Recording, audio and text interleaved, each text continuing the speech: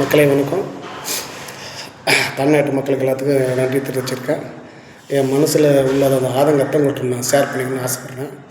தப்பாக இருந்தாலும் தயவுசெய்து மன்னிச்சுங்க. இப்போ என்னென்னா, நம்ம நாட்டை பற்றி நான் தமிழ்நாடு பார்த்தா எனக்கு என்ன சொல்கிறதுன்னு தெரியல. இன்னும் ஒரு 3 மாதம் 4 மாதத்துக்கு தமிழ்நாடு சட்டமன்ற தேர்தல் இருக்குது. நம்ம கஷ்டப்படுத்தினா போதுங்க. நம்ம கஷ்டப்படுத்து போதும். நீயா நானானு பேசுனா போதும், சரிங்களா? இந்த ஜாதி பற்றி பேசிக்கிட்டு நீ நல்லவனா அப்படிலாம் தயவுசெய்து வேணும். இந்த ஜாதியே வந்து 2 ஜாதி தாங்க. ஒன்று பணக்காரன், ஒன்று ஏழை. பணக்காரன் அந்த பிரச்சனை இல்லாத அப்படின்னா ஏழை ஜாதி. எல்லாம் நம்ம ஒன்று தான். எல்லாம் அண்ணன் தம்பி மேல் தான் நம்ம நினச்சிட்ருக்கோம். இதை வச்சு பெரிய பெரிய ஆளுங்க தான் குழு கைறானுங்க, சரிங்களா? எனக்கு ரொம்ப இந்த அரசியலுக்கு வரணும்னு ரொம்ப எனக்கு ஆசை. கொஞ்சம் நான் உரைச்சி போட்டுருவேன். நான் வந்து பேச ஆரம்பிச்சு நம்ம கொஞ்சம் கோவப்படும் பயமா. ஏதாவது வார்த்தை வந்து பயந்துட்டு நான் சரி இது அரசியல் தான் அப்படின்னு நான் ஒதுங்கிட்டு இருக்கேன். ஆனால் என்னால் முடியல. என்ன சொல்லுவேன்னா, நம்ம ஐயா காமராஜ் ஐயா இருக்கிறார்ல, அவர் அளவுக்கு ஒரு 4 வருஷத்துக்கு இங்கே அரசியல் பண்ணால் நாங்கள் சரி அரசியலுக்கு வரலான்னு ஒரு ஆசையாக இருக்கும். இவனை பற்றி அவனை சொல்லிவிட்டு இவனை பற்றி இவன் சொல்லிவிட்டு இதே பொழப்ப போட்டு குண்டசத்தில் இது சொல்லுவாங்க. அது சொல்ல தெரியல. குண்டசத்தில் கூட்டு சொல்லுவது அதே வண்டி ஓட்டிகிட்டு இருந்தால் என்ன தான் ஆகுறது? அதாவது தயவுசெய்து சொல்கிறேன், எல்லாம் ஒத்துமையாக இருந்துங்க. தயவுசெய்து ஒத்துமையாக ஓட்டு போடுங்க. ஒத்துமையாக இருங்க. நல்லவனை தேர்ந்து ஓட்டு போடுங்க. இவங்களுக்கு ஓட்டு போட அவனுக்கு ஓட்டு போடு நான் சொல்ல மாட்டேன். எந்த கட்சியும் கிடைக்கிறேன். நான் தமிழ்நாட்டுக்காரை சேர்ந்தவன். நான் தமிழ்நாட்டு கட்சிக்காரங்க. தமிழ் மக்களுக்கு நான் நல்லா எல்லாத்துக்கும் நல்லா நீங்கள் நினைக்கிறேன் நான், சரிங்களா? அந்த இதில் சொல்கிறேன்.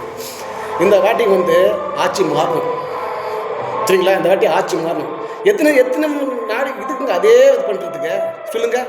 எவனை மக்களை பற்றி நேசிக்கிறாங்க நான் சொல்லி பார்ப்போம். ஓட்டு போட்டு சில தேர்தலில் சிஎம் முதலமைச்சர் வயிறாங்க. ஒரு சட்டமன்றத்தில் ஒரு நிதியை ஒரு தொகுதிக்கு நிதியை ஒதுக்குனா அந்த நிதி செயல்படுறாங்களா? அந்த நிதி பார்க்குறாங்களா? அந்த தொகுதிக்கு இப்போ அந்த மந்திரி எம்எல்ஏ நினச்சி பார்க்குறாங்கன்னா யாரும் கிடையாது. ஜெயிக்க வேண்டியதை கையெடுத்து கும்பிட்டு ஓட்டு வந்து அவன் இஷ்டத்துக்கு வேண்டியது. அவன் தான் சம்பாதிச்சாமல் சுற்றி சேர்த்து அவனுக்கு பிரிப்பாளர். தமிழ்நாட்டு மக்கள் வச்சாங்களா? சொல்லுங்கள். என்ன செஞ்சாங்க சொல்லுங்கள். யார் இதுன்னா மக்களுக்கு என்ன நல்லா செஞ்சுட்டாங்க? ஒரு ரோடு நல்லா இருக்குதா? குடிக்க தண்ணி இருக்குதா? சொல்லுங்கள். அதாவது மக்களே தயவுசெய்து யோசிங்க.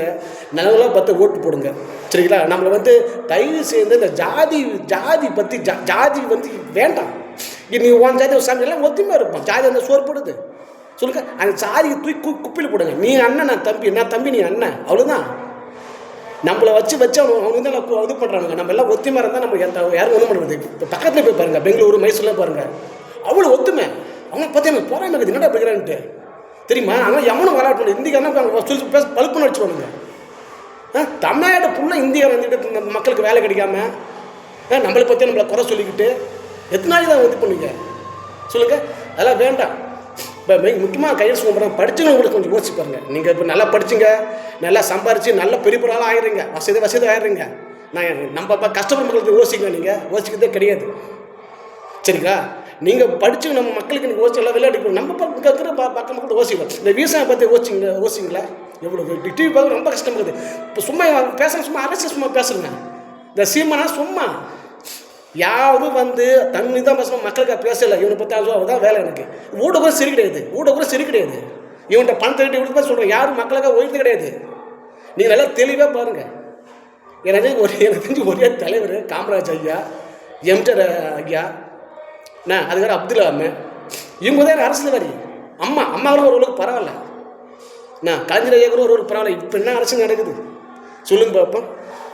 இப்போ அப்படியே இந்த தொகுதிக்கு இத்தனை கோடி ஒதுக்குனேன், இவ்வளவு பண்ணேன், அவ்வளோ பண்ண எங்கே பண்ணேன் எதுக்கு ஒன்று கூட சொல்ல போகிறாங்க?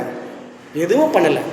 ஒரு நிதியை வந்து ஒரு தொகுதிக்கு ஒரு நிதியை ஒதுக்குனா அது உடனே செயல்படுறதுக்கு வரணும். அந்த தொகுதிக்கு போய் மந்திரி எம்பி தொகுதி பார்க்கணும், மக்களுக்கு போய் சேரணும். சட்ட அறிவிப்புட்டு விட்டுருது.